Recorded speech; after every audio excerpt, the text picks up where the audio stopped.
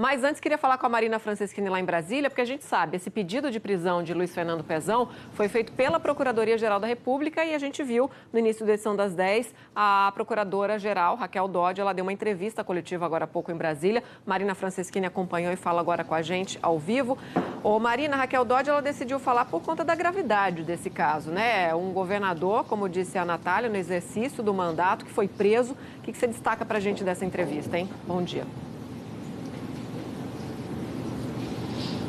Oi, Raquel, Aline, bom dia para vocês, bom dia a todos. Pois é, isso foi exatamente a primeira coisa que a Procuradora-Geral da República disse quando chegou aqui para dar essa entrevista coletiva. Justificou o motivo da prisão de Pezão. O que ela disse? Que são crimes gravíssimos de organização criminosa e lavagem de dinheiro e é um esquema criminoso, segundo Raquel Dodge, que ainda não cessou. Então, ela conta o seguinte, que esse esquema criminoso teria começado com o Sérgio Cabral. O Sérgio Cabral está preso há mais de 2 anos, mas aí quem assumiu a liderança na ausência de Sérgio Cabral foi justamente o governador Pezão. E ele tocou, então, esse esquema criminoso que envolve lavagem de dinheiro, até que, segundo a Procuradora-Geral da República, ele bolou ali o próprio esquema criminoso. Então, uma das perguntas que a gente fez foi, tem algum detalhe sobre esse esquema criminoso comandado, assim, que seria já de iniciativa própria de Luiz Fernando Pezão? Ela disse que não, que eles estão buscando esse detalhamento, as certezas em torno disso, quem eram os operadores financeiros desse esquema próprio de Luiz Fernando Pezão de corrupção e lavagem de dinheiro. Outra coisa que a Procuradora-Geral da República disse é que eles estão tentando, então, descobrir o rastro do dinheiro, onde foi parar, era só dinheiro em espécie, tinha remessa de recursos para o exterior, tudo isso ainda está sendo investigado. Na justificativa, a Procuradora-Geral da República também fala no seguinte, foram 30 mandados de busca e apreensão, 9 de prisão preventiva. E por que prisão preventiva? Para manutenção da ordem pública. Por quê? Como esse esquema ainda estava em curso, havia também um risco de se continuar com o esquema de corrupção, que estava ainda em curso e estava atrapalhando as investigações. Então, na justificativa, a Procuradora-Geral da República fala no risco de Luiz Fernando Pezão dissipar o patrimônio, né, que veio justamente por conta desse desvio de dinheiro, desse esquema de corrupção. E outra coisa também era sobre a recuperação do valor que foi desviado. A importância disso, desse momento de se fazer a prisão, era também para conseguir ressarcir os cofres públicos. Ela falou bastante sobre isso, sobre essa necessidade de devolução do dinheiro que foi desviado. Vamos ouvir um trechinho?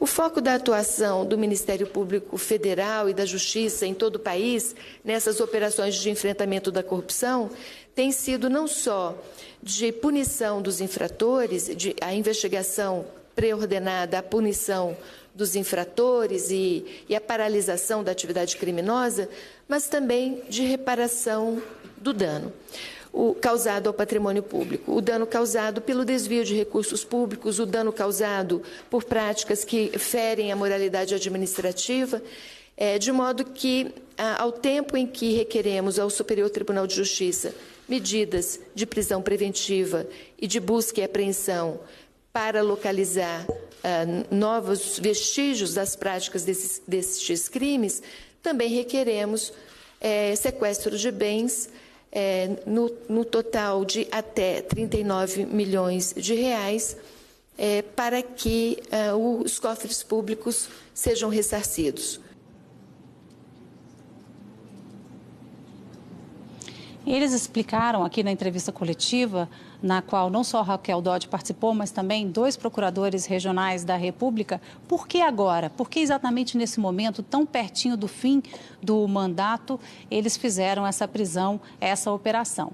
E a explicação de Leonardo Cardoso, um dos procuradores que participou dessa entrevista, é que o calendário das investigações não tem a ver com o calendário eleitoral. Então, muitas vezes não dá para separar uma coisa da outra. Ou seja, que eles fizeram o pedido para fazer essa operação na hora que foi possível, depois que todas as petições foram feitas. E Raquel Branquinho, a outra procuradora que também participou dessa entrevista, ela explicou que são petições complexas, algumas têm mais de 150 páginas, e que isso demora um pouco, tem um trâmite, o desmembramento do processo no Supremo Tribunal Federal, por isso houve essa demora. Mas Raquel Dodge fez questão de dizer que mesmo depois que integrantes desse esquema criminoso foram presos e condenados, o esquema continuava nessa sucessão. Então, eles agora vão investigar o detalhamento dessa sucessão. Como é que isso aconteceu, então?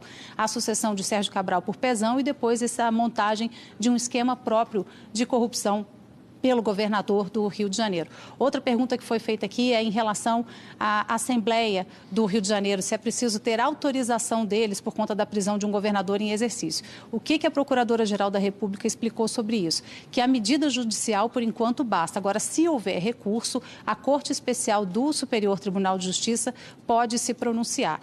Ela falou muito durante a entrevista na gravidade desses crimes, né, de desvio de dinheiro que a população paga de impostos e depois eles vão parar em mãos erradas, em mãos de organizações criminosas que, na verdade, ajudam muito a circular esse dinheiro. Daí a dificuldade também de se rastrear, de se encontrar onde foram parar os recursos. Então, ela falou na gravidade disso e disse o seguinte: a população sabe que é um crime grave. Vamos ouvir outro trechinho?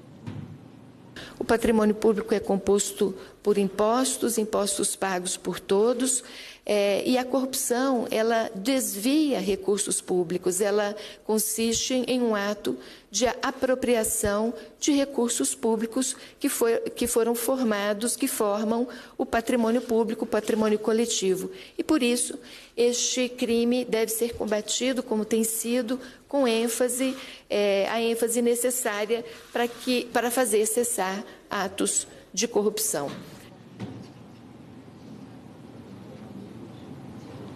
Portanto, a partir dessa operação, o que eles querem saber são basicamente dois focos. Onde foi parar o dinheiro, né? Se tem realmente remessa, eles não quiseram responder nenhum detalhamento sobre cooperação internacional para rastrear esse dinheiro que foi desviado. Estão bastante preocupados, então, com esse foco também no ressarcimento dos cofres públicos, traduzindo para que esse dinheiro volte para onde deveria estar, para onde nunca deveria ter saído.